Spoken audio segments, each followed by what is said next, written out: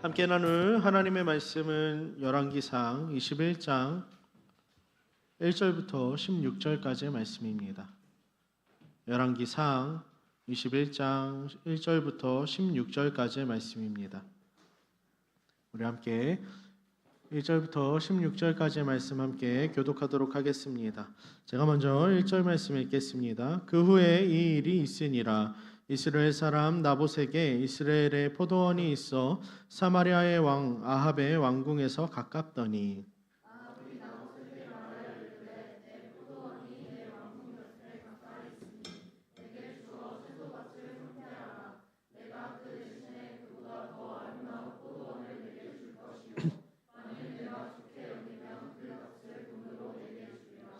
나봇이 아합에게 말하되 내 조상의 유산을 왕에게 주기를 여호와께서 금하실지로다 하니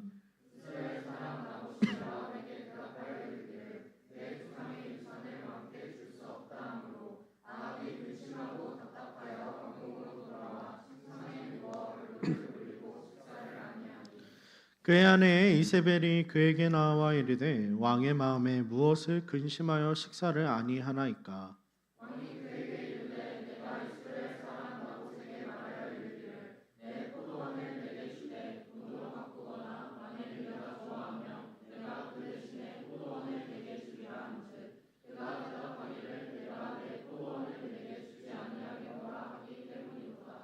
그의 아내 이세벨이 그에게 이르되 왕이 지금 이스라엘 나라를 다스리시나이까.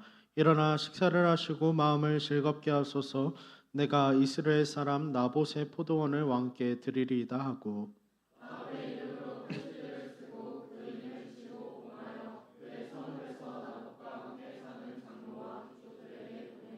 그 편지 사연에 이르기를 금식을 선포하고 나봇을 백성 가운데에 높이 앉힌 후에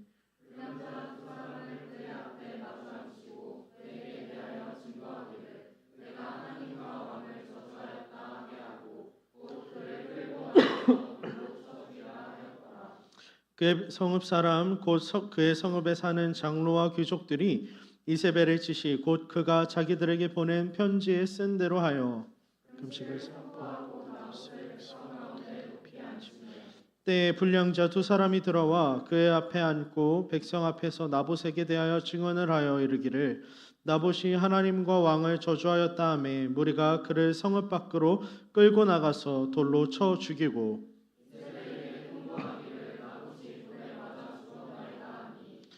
이세벨이 나봇이 돌에 맞아 죽었다 함을 듣고 이세벨이 아합에게 일어나 그 이스라엘 사람 나봇이 돈으로 바꾸어 주기를 싫어하던 나봇의 포도원을 차지하소서. 나봇이 살아있지 아니하고 죽었나이다. 아합은 나봇이 죽었다 함을 듣고 곧 일어나 이스라엘 사람 나봇의 포도원을 차지하러 그리로 내려갔더라. 아멘. 마이크 자체를 조금만 줄여주셔도 될 것 같아요.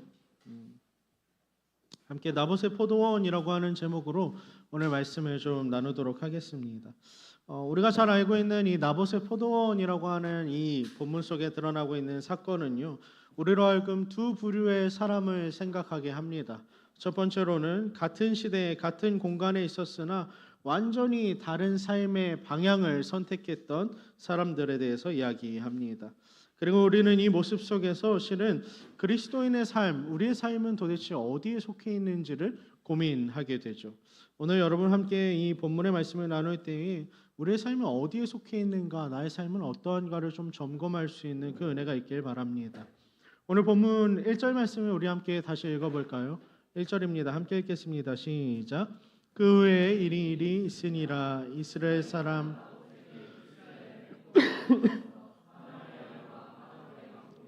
가깝더니.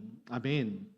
여러분 오늘 21장의 말씀 1절의 말씀은요, 그 후에라고 하는 증언으로 우리에게 본문의 말씀을 시작하고 있습니다. 그 후에라는 말씀이 우리에게 주고 있는 것은 우리가 앞서서 문맥상에서 20장에서 벌어지고 있는 사건들을 토대로 오늘 본문을 바라봐야 한다는 단서겠죠.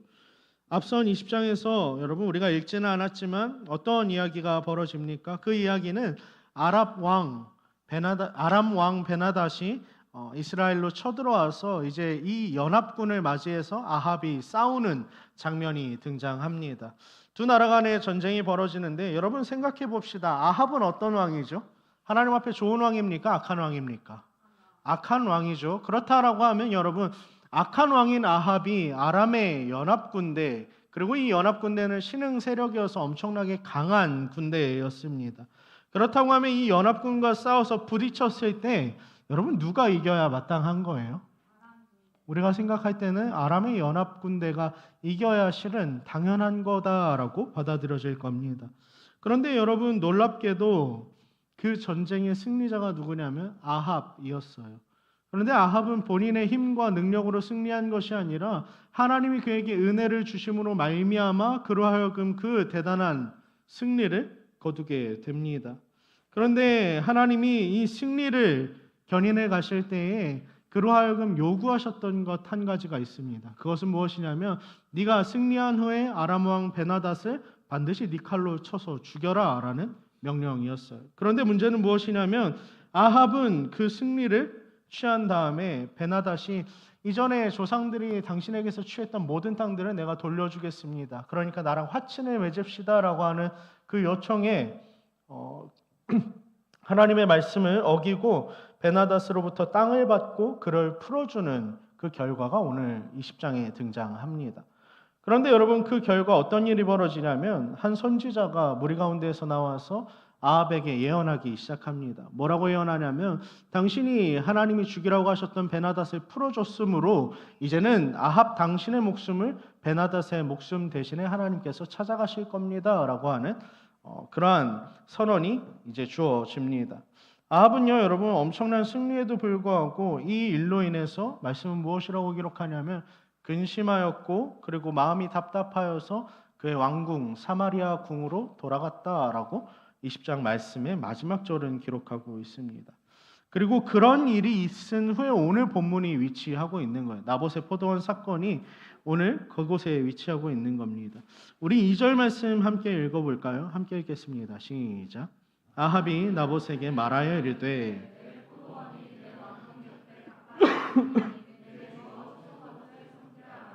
내가 그 대신에 그보다 더 아름다운 포도원을 내게 줄 것이오. 아멘. 여러분 생각을 해봅시다. 아합은 지금 하나님 앞에 어떤 선언을 받았죠? 베나닷 대신에 내가 너를 죽여버리겠다라고 하는 무지막지한 선언을 받은 상황이란 말이에요. 그런데 여러분 2절 말씀에서 살펴보면 지금 아합이 나봇의 포도원을 탐내는 이유, 그것이 무엇입니까 여러분? 채소밭을 가꾸기 위해서라는 거예요. 하나님 죽여버리시겠다라고 그랬는데 여러분 경고하셨는데 채소밭 사기 위해서 지금 열심히 아둥바둥하고 있는 인생을 살아가고 있는 겁니다. 그런데 여러분 이 이야기는요 단순하게 채소밭을 사는 이야기가 아니라 조금 더 깊이 들어가서 본문을 이해하다 보면 여러분 실제로 이스라엘에게 토지라고 하는 이 땅이라고 하는 개념은요 거래 자체가 불가능한 개념입니다. 왜냐하면 그들이 얻은 땅, 이 가나안 땅이라고 불렸던 하나님이 차지하게 하셨던 이 땅은요 본인들의 능력, 본인들의 힘으로 얻어낸 것이 아니라 하나님이 그들로 하여금 허락하셨던 하나님이 주셨던 선물이요 기업이었기 때문에 하나님은 철저하게 이들로 하여금 이스라엘 백성들에게 이 땅을 거래하는 것을 금지시켰어요. 그리고 심지어 거래한다 한들 이 사람이 정말 먹고 죽을 것이 아무것도 없어서 땅밖에 없어서 땅을 거래하게 하셨을 때에 거래한 사람은 50년째 되는 해에는 희년을 선포하고 모든 땅을 다 돌려줘야 되는, 신은 영원히 거래해서 영원히 땅을 팔 수는 없는, 영원히 이 땅은 그 기업 받은 자에게 온전히 소유가 되는 것으로 여겨지는 게 바로 이스라엘에게 있는 땅의 개념입니다. 그렇다는 건 여러분 지금 땅을 거래하자 내가 채소밭을 꾸리길 원한다라고 말하는 이 아합의 말 속에서 여러분 우리는 그의 삶의 방식이 무엇인지가 고스란히 드러나는 것을 보게 되는 겁니다. 그에게 있어서 하나님의 약속, 이 토지, 기업이라고 하는 개념이 아무것도 없는 거예요. 하나님의 약속은 그에게 별 의미가 없었던 인생이라는 거죠. 그리고 여러분 아합이 사려고 하는 땅은 지금 어떤 땅입니까? 어떤 땅이래요? 오늘 본문에 보면 뭐가 자라요 거기서? 포도가 자라는 땅입니다. 그런데 여러분 그 포도원을 샀으면 뭘 기르는 게 정상적이에요? 포도를 기르는 게 정상적이겠죠. 근데 지금 아합은 그 밭을 다 갈아엎어서 채소밭을 만들겠다라고 이야기하고 있는 거예요. 성경에 여러분 채소에 대한 이야기를 들어본 적 있습니까? 성경에서 채소 뭐라고? 아, 그래 리더들이 다 대답을 하는데 니네도 몰랐잖아. 여러분 채소에 대한 이야기가 잘 등장하지는 않는데요. 여러분 신명기에 보면 이런 이야기가 등장합니다. 우리 신명기 11장 10절 말씀으로 좀 가볼까요? 함께 신명기 11장 10절 말씀 띄어져 있습니다. 함께 읽겠습니다. 시작. 내가 들어가 차지하려 하는 땅은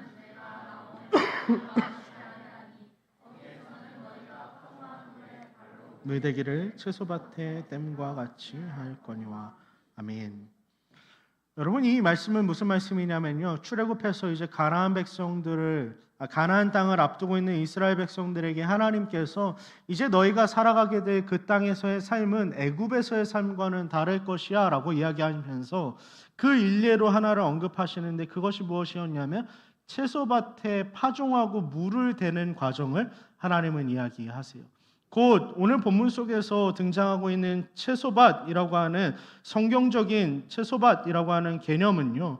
여러분 이 성경적인 이미지는 어떤 땅입니까? 실은 하나님의 땅이 아니라 하나님을 의지함으로 살아가는 하나님의 백성이 땅이 아니라 여러분 철저하게 내 힘대로 내 방식대로 나의 계획을 따라서 온전히 내가 내 삶을 이루어가고 가꾸어내는 땅이 바로 채소밭, 그것이 상징하는 바죠. 곧 하나님의 백성을 의미하는 포도원. 성경에서는 자주 포도원을 내 백성에 대해서 비유하고 있거든요. 그래서 하나님의 백성을 의미하고 있는 그 포도원을 바꿔서 지금 채소밭으로 바꾼다라는 말은 나의 삶을 철저하게 하나님 백성의 삶에서 멀어져서 이제는 나 중심적으로 철저하게 하나님을 배제하는 삶으로 내가 나아가겠습니다라고 하는 결단인 겁니다. 분명 하나님께서 그를 죽이실 것이라고 경고하셨음에도 불구하고 여러분 여전히 그는 그러한 삶, 나 중심적인 삶, 하나님을 철저하게 배제하는 그 삶에 매달리고 있는 겁니다. 하나님이 죽이시겠다고 말씀하셨는데 죽음을 향해 달려가고 있는 줄도 모르고 열심히 내달리고 있는 인생인 거죠. 그렇게 포도원을 사기 위해서 제안하는 아합의 모습 속에서 우리는 여러분 하나님 없이 살아가는 삶의 원칙을 발견할 수 있습니다. 아합이 나봇의 포도원을 사려고 했던 이유는 그 포도원이 아름답고 대단해서가 아니에요. 오늘 본문 2절 말씀 다시 한번 읽어볼까요? 함께 읽겠습니다. 시작.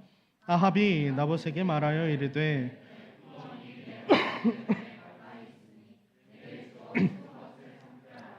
내가 그 대신에 그보다 더 아름다운 포도원을 내게 줄 것이요 만일 내가 좋게 여기면 그 값을 돈으로 내게 주리라. 아멘. 여러분 아합이 나봇의 포도원을 탐냈던 이유가 뭡니까? 거래하고 싶어하는 이유가 뭐예요? 자신의 왕궁. 여기서 말하는 왕궁은 일반적인 사마리아 왕궁이 아니라 본인의 별장이 있었던 별궁이 있었던 이스라엘의 왕궁을 말하는 겁니다. 이스라엘의 그 별궁에서 가까웠기 때문이래요. 여러분 이상하지 않습니까? 단순하게 그 포도밭이 내 집에서 가까우니까 내가 그 밭을 얻고야 말겠다라고 이야기하고 있는 거예요. 여러분 말인즉슨 하나님 없는 삶에서 가장 먼저 드러나는 삶의 원칙, 특징은 무엇입니까? 편의성과 효율성입니다. 편의성이란 무엇이에요? 여러분 나에게 불편하지 않은 거예요. 나에게 유익이 되는 방식을 찾는 삶의 형태가 편의성입니다. 그리고 그 편의성을 추구하는 삶은요, 반드시 효율성과 그 삶이 이어지게 되어 있어요. 왜냐하면 결과를 내는 그 속도를 높이기 위해서 내가 편리한 삶을 더 빠르게 확보하기 위해서 반드시 효율성이 뒤따르는 삶인 거죠.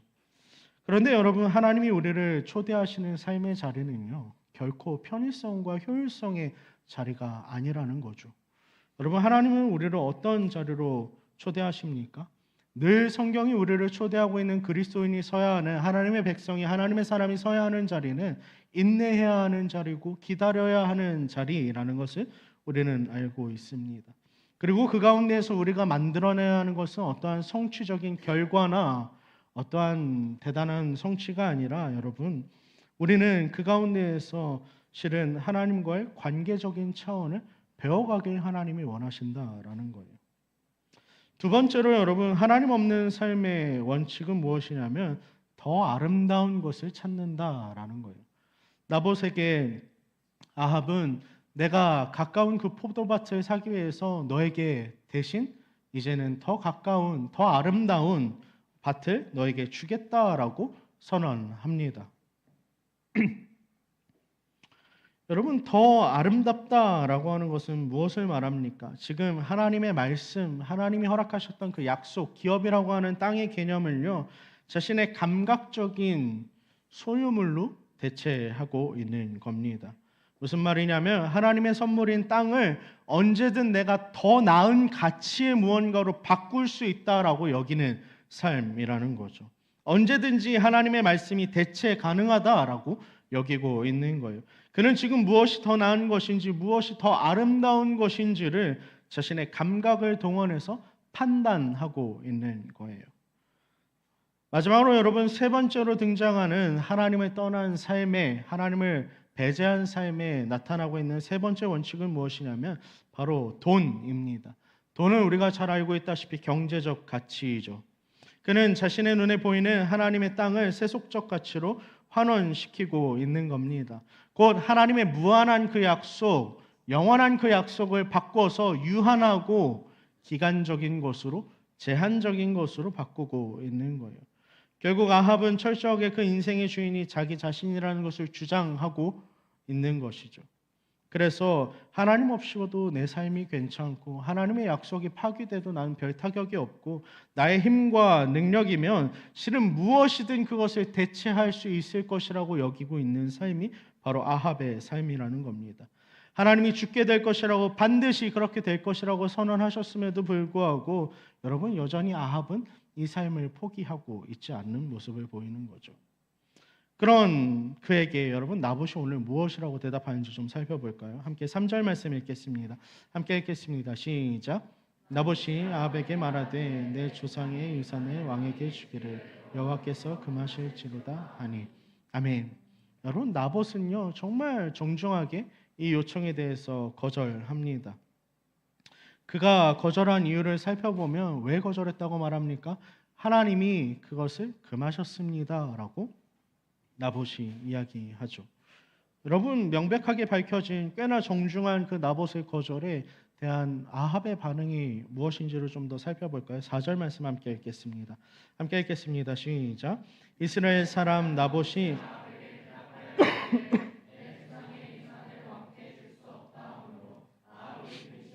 답답하여 왕궁으로 돌아와 침상에 누워 얼굴을 돌리고 식사를 아니하니. 아멘. 여러분, 그의 마음이 어떻다라고 오늘 본문이 기록하죠? 근심하고 답답하여라고 기록하고 있어요.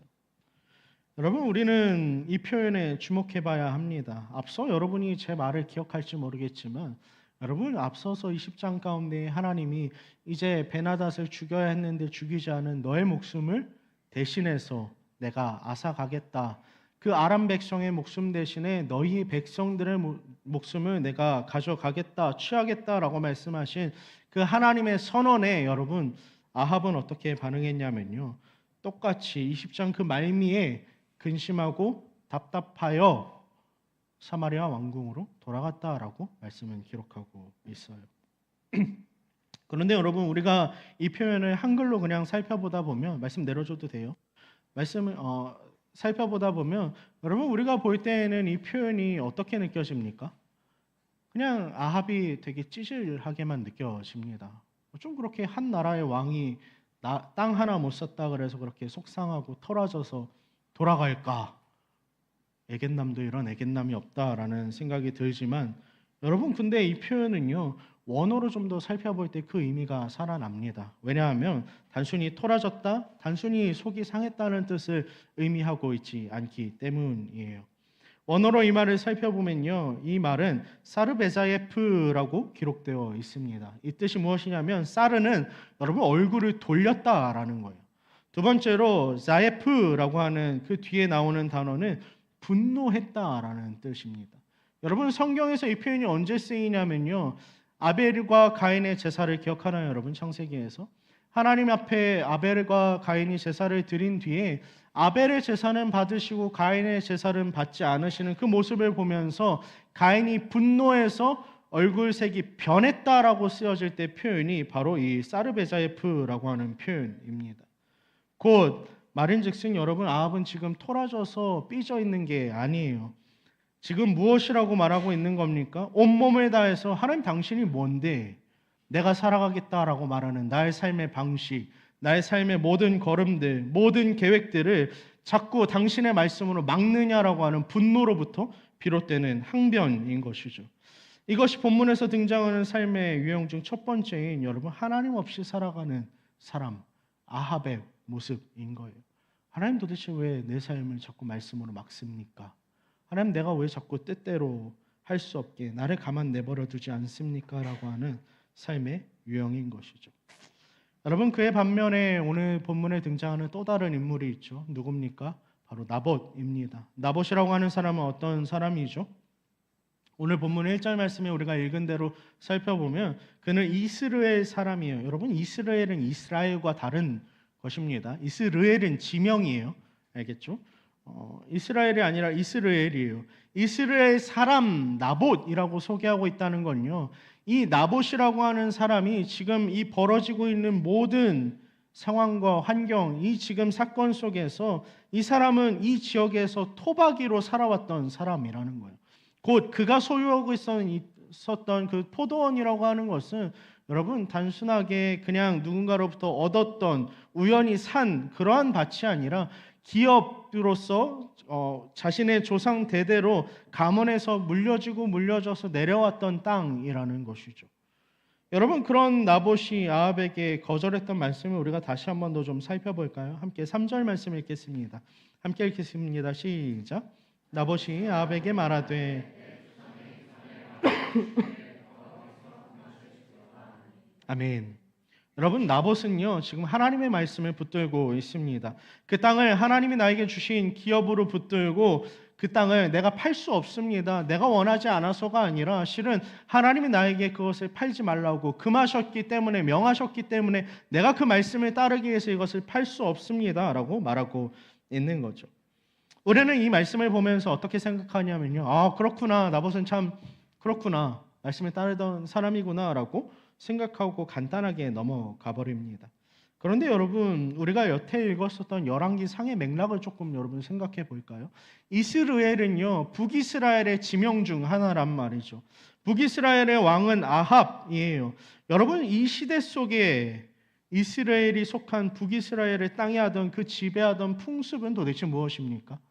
아합이 섬기던, 이세벨이 섬기던 바알과 아세라를 온 나라가 섬기고 실은 엘리야가 볼 때에 도저히 나 하나 외에는 남은 자가 없는 것 같아서 하나님 앞에 불평할 수밖에 없을 것 같았던 그러한 시대가 바로 이 시기이죠. 그래서 비가 3년 6개월 동안 멈췄었던 것이고 엘리야도 갈멜산 전투를 통해서 대단한 승리를 이루어냈던 것입니다.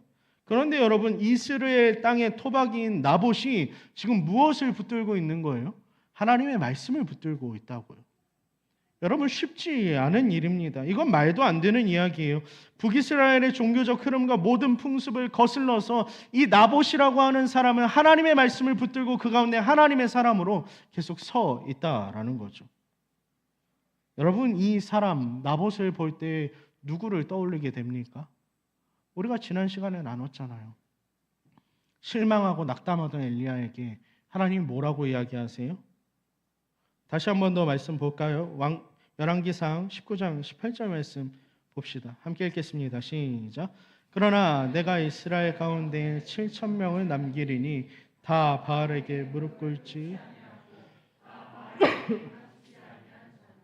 아멘. 여러분 나봇이라고 하는 사람은요 하나님이 엘리야에게 주셨던 이 말씀, 내가 바알에게 입맞추지 않고 무릎 꿇지 않은 그 남겨놓은 7,000명이라고 하는 사람이 여전히 있다, 내가 남겨놓고 있다라고 하는 그 사람의 대표적인 인물이 바로 나봇이라는 겁니다. 믿음의 사람 나봇이 지금 엄청난 그 세속적 권력 앞에서 믿음을 붙들고 말씀을 붙들고 승리하면서 나아가고 있는 거예요. 얼마나 당당합니까, 여러분? 이게 바로 하나님을 붙들고 살아가는 삶의 유형인 거죠. 삶의 두 번째 유형인 거예요. 자, 그러면 여러분, 이제 어떤 일이 일어나야 되죠? 하나님을 믿는 사람과 하나님을 믿지 않는 사람의 충돌이잖아요. 그럼 우리는 그 다음의 이야기가 어떻게 기대해요? 하나님을 믿는 사람이 하나님을 믿지 않는 사람을 상대로 어떠한 통쾌한 역전극을 이뤄내는 상황을 기대합니다. 하나님이 뭔가 그 사람에게 능력을 주시던지, 아니면 하나님이 뿅 하고 나타나서 이제는 아합에게 옛게 이놈아 이러면서 호통을 치시던지 사건을 막아 주셨어야 된다고 생각합니다. 그런데 여러분, 오늘 본문은 어떤 이야기로 마무리되는지 아십니까? 우리가 21장을 읽었지만 여러분, 그의 아내 아합의 아내 이세벨이 계략을 꾸며서 말도 안 되는 이유로 여러분 법정 앞에 서게 하고 그 법정 앞에 서서 돌로 쳐 죽이는 말도 안 되는 일이 벌어집니다. 말도 안 되는 조서를 꾸려서 그 계략에 의해서 죽어버려요. 실은 여러분 21장에서요, 너무 속상한 것은 여러분 나봇의 포도원이라고 하는 이야기 자체가 나봇의 포도원이거든요. 근데 나봇이 한 말은요 3절 한 절밖에 없어요. 이 땅을 줄 수 없습니다. 하나님이 명하지 않으셨습니다. 기뻐하지 않으실 겁니다. 라고 하는 그 말 한마디가 전부예요. 억울하게 몰려갈 때 죽임을 당하는 그 순간에도요, 나봇은 한마디 이런 반고도 뱉었다라는 말이 없습니다. 그 뒤로 어떠한 형변도 하지 못한 채 여러분 진짜 말 그대로 우리가 흔히 말하는 그 말처럼 진짜 개죽음도 이런 개죽음이 없는 것처럼 처참한 죽음을 맞이하죠. 사랑하는 세드 청년 여러분, 여러분은 이 나봇의 포도원 사건의 이야기를 읽으면서 여러분 어떤 감정이 드십니까? 어떤 마음이 피어오르세요? 아, 그렇구나. 믿음으로 살다가 죽을지라도 일사의 각오로 내가 믿음을 붙들고 말씀을 붙들고 살아가야겠다라고 하는 어떠한 여러분 그러한 다짐과 결단이 피어납니까? 여러분 실은요, 저는 개인적으로 한 주 내내 이 말씀을 묵상하면서 마음이 너무 불편했어요. 왜 불편했냐면요, 아합은 하나님의 사람을 죽여가면서까지 자신의 욕망을 이루고 그 욕망이 이루어졌다라는 소식이 들렸을 때에 자책감은커녕 그냥 그 자리에서 일어나서 달려가서 그 땅을 취하는 모습이 16절에 등장하거든요. 근데 여러분, 제가 궁금했던 건 그 모습이 아니라, 악인의 흥황이 아니라, 하나님 도대체 왜 믿음으로 사는 나봇은 그렇게 한마디 항변도 못하고 죽어야만 합니까? 라고 하는 생각 때문이었습니다. 이 불합리하고 공평하지 못하고 또 정의롭지 못한 이 이야기 속에서요, 하나님 앞에서 저는 분노할 수밖에 없었어요. 하나님, 도대체 하나님을 믿는다는 것의 그 끝이 죽음이라고 한다면, 하나님 그렇게 허망하게 우리가 죽는 것밖에 없다라고 한다면, 하나님 우리에게 남는 것은 도대체 무엇입니까? 라고 하는 질문만 피어났습니다. 근데 여러분, 좀 더 불편한 이야기를 해볼까요? 아합이 나봇의 죽음을 소식을 듣자마자 여러분 신나서 이제 포도원을 취하러 갑니다. 근데 우리가 읽지는 않았지만 17절부터 21장 마지막 내용까지요, 하나님이 엘리야를 보내서 그를 질타하시고 책망하시는 장면이 등장해요. 이제는 아합과 이세벨과 모든 그의 가족들을 다 죽이시겠다라고 선언하십니다. 통쾌하죠. 아, 감사합니다라는 그런 마음이 들다가요, 여러분 아합의 반응이 이상하다라는 걸 발견하게 됩니다. 21장 27절 말씀 우리 함께 읽어볼까요? 함께 읽겠습니다. 시작.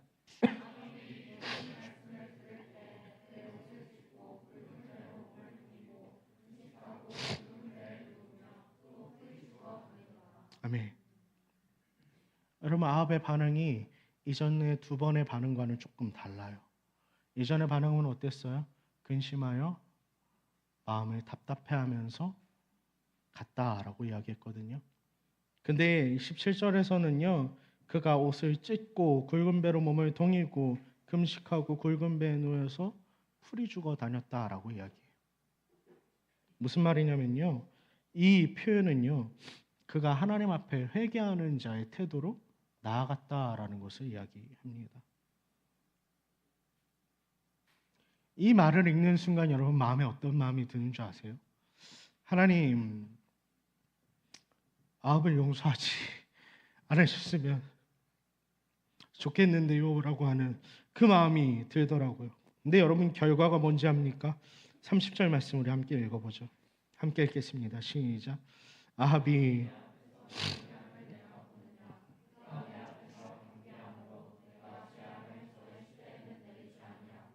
그 아들의 시대에야 그의 집에 장을 내리리라 하셨더라. 아멘. 무슨 말씀하고 계신 거예요? 엘리야야 봤냐? 그가 내 말씀에 반응해서 겸비했어. 그러니까 내가 이 재앙을 아합의 시대에 내리지 않을 거고 밀어둘 거야 라고 이야기하시는 거예요.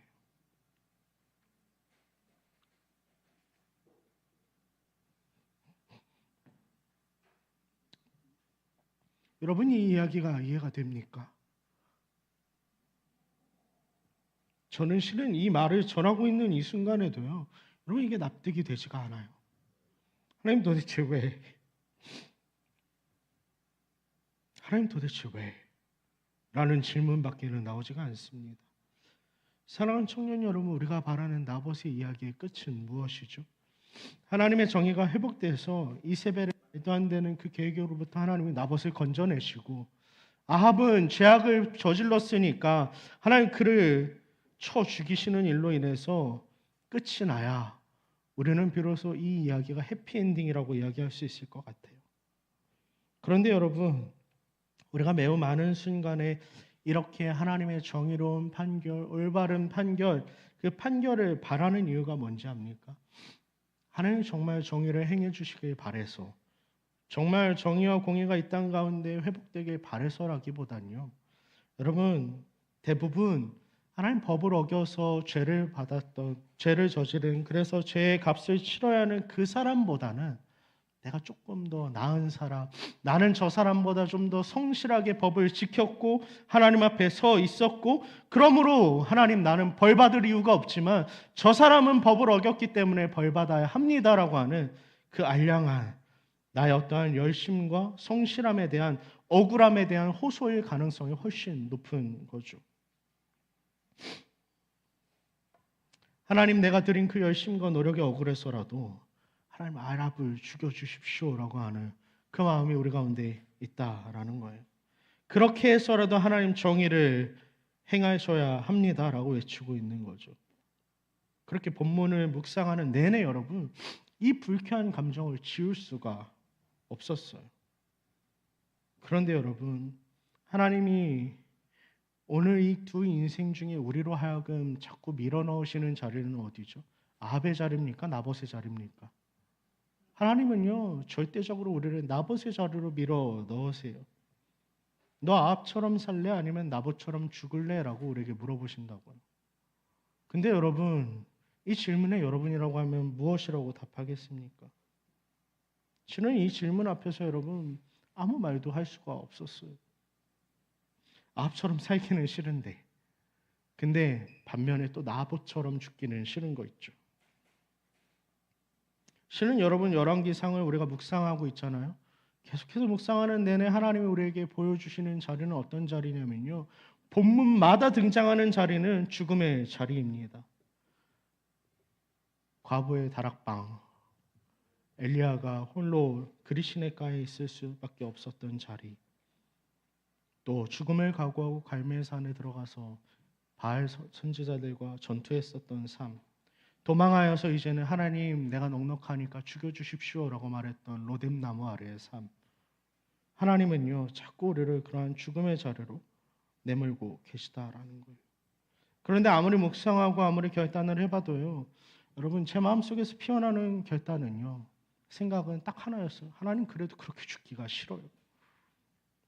하나님을 향한 믿음을 지키는 삶이 이렇게 허망한 죽음이어야 한다면 하나님 내가 그러고 싶지 않습니다 라는 고백밖에는 남지 않더라고요. 진짜 아무리 그래도 그렇지 하나 입도 뻥끗 못하고 아무런 항변도 할 수 없는 상황에서 비참하게 죽어야 한다는 게 너무 억울하다라는 생각이 계속 들었어요. 그런데 여러분, 나봇의 자리가 싫어서 발버둥 치던 저에게 하나님이 보여주신 한 가지가 있습니다. 그것은 무엇이냐면, 그렇게 나봇의 죽음의 자리, 그 자리가 너무 싫다라고 발버둥 치는 나를 대신해서 그 자리로 하나님이 예수를 들이밀고 있었다는 거예요.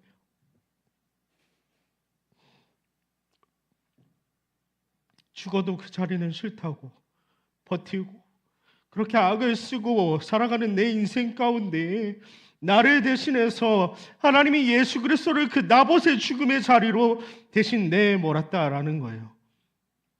한마디도 하지 못했던 나봇의 모습처럼 여러분, 선지자 이사야는 예수님의 죽음의 자리, 메시아의 모습을 이렇게 묘사합니다. 이사야 53장 6절 7절 말씀을 읽어보죠. 함께 읽겠습니다. 띄워주시겠어요? 이사야서 53장 6절과 7절 말씀이에요. 찾아볼까요, 여러분?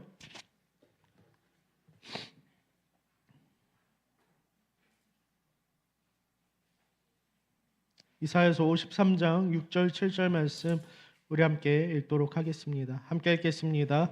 우리는 다 양 같아서 그릇 행하여 각기 제 길로 갔거늘 여호와께서는 우리 모두의 죄악을 그에게 담당시키셨도다. 그가 곤욕을 당하여 괴로울 때에도 그의 입을 열지 아니하였으며 마치 도수장으로 끌려가는 어린 양과 털 깎는 자 앞에서 잠잠한 양같이 그의 입을 열지 아니하였도다. 아멘. 하나님 우리를 계속해서 나봇의 자리로 밀어넣으시는데, 여러분, 그것에 앞서서 누구를 그 자리로 밀어넣으셨다고 말합니까? 예수 그리스도를 밀어넣었다라고요. 실은 여러분, 나봇의 죽음이 있었기 때문에 결국 21장 끝에 나오는 아합의 겸비함이 나오는 겁니다. 동일하게 예수님의 죽음이 있었기 때문에 우리도 우리의 죄로부터 다시 한 번 더 일어날 수 있는 은혜, 그 나음이 우리 가운데 있는 것이죠. 사랑하는 헤세드 청년 여러분, 실은요, 우리 인생은 아무리 발버둥 쳐도 나봇이 아니라 아합입니다. 그런 우리에게 나봇의 자리를 자꾸 들이미시는 그 하나님은요, 부당하게만 느껴져요. 그러나 아합과 같은 우리가 믿음으로 이 땅을 살아간다는 것은, 나봇과 같은 마음으로 믿음으로 이 땅을 살아간다는 것은 여러분 무엇을 의미합니까? 인간적인 생각으로는 정말 그 끝이 허무하고 하나님 정말 들어가기 싫은 자리고 한사코 거부해야 될 것 같은 자리이지만, 여러분, 우리는 그 자리 가운데 아합 같은 나를 위해서 나봇, 그 그리스도를 나보다 먼저 아무 말도 하지 않고 십자가에 매다신 하나님의 사랑을 발견하는 자리라는 거죠. 예수 그리스도의 사랑과 죽음의 의미를 깨달아질 때에 여러분, 비로소 나봇의 자리는요, 우리에게 기쁨의 자리가 되는 거예요. 내가 걸어가기 싫은 자리였는데, 나는 정말 그렇게 죽기는 싫은데 믿음대로 살다가 손해보고 그렇게 죽는 인생이 비참하다라고 생각이 되었는데, 예수 그리스도께서 나보다 먼저 그 길을 걸어가셨다라는 그 은혜를, 그 사랑을 발견할 때에 내가 이해할 수 없는 그 사랑, 그 은혜를 내가 받아들이게 되었을 때에 여러분, 실은 예수께서 걸어가신 그 십자가의 길 위에, 그 고난의 길 위에 나의 발을 어느 순간에 살펴보니까 얹어놓고 있는 나를 발견하는 삶이 우리의 삶이라는 거죠. 사랑하는 헤세드 청년 여러분, 우리는 분명하게 아합입니다. 그러나 우리는 예수로 말미암아 나봇의 자리로 초청받은 자들이에요. 그러므로 이제 우리가 붙들어야 할 것은, 하나님, 내가 저 사람보다 좀 나은데요, 그래서 나는 심판받을 이유가 없는 사람인데요 라고 말하는 것이 아니라, 그렇게 조금은 낫다라고 말하는 나의 성실함에 대한 호소, 그런 애굽과 같은 삶이 아니라요, 아합과 별반 다를 바 없는 나를 위해서 죽음을 당하셔야 했던, 기꺼이 감당하신, 아무 말도 하지 않고 끌려가신, 잠잠하셨던 그리스도의 십자가만이 나의 소망입니다 라고 하는 그것을 우리는 깨달아야 합니다. 나봇의 자리는요, 예수의 죽음이 어떤 의미인지를 알지 못하면 여러분 결코 나아갈 수 없는 자리예요. 바라건대 여러분, 여러분이 그 사랑과 그 은혜의 깊이와 의미를 깨닫고 여러분 그 나봇의 자리, 죽음의 자리를 기뻐함으로 살아갈 수 있는 여러분이 되길 원합니다. 그래서 우리가 자주 찬양하지 않습니까? 하나님, 고난이 영광임을 아는 세대가 되게 하여 주시옵소서라고 말하는데, 여러분 우리의 삶 가운데 정말로 하나님의 고난, 우리가 감당해야 될 그 죽음의 자리, 나봇의 자리야말로 우리에게 영광이라고 하는 것을 온전히 깨닫고 그 길 위에 서 있을 수 있는 사랑하는 헬세드 청년 공동체가 되길 주님의 이름으로 축복합니다.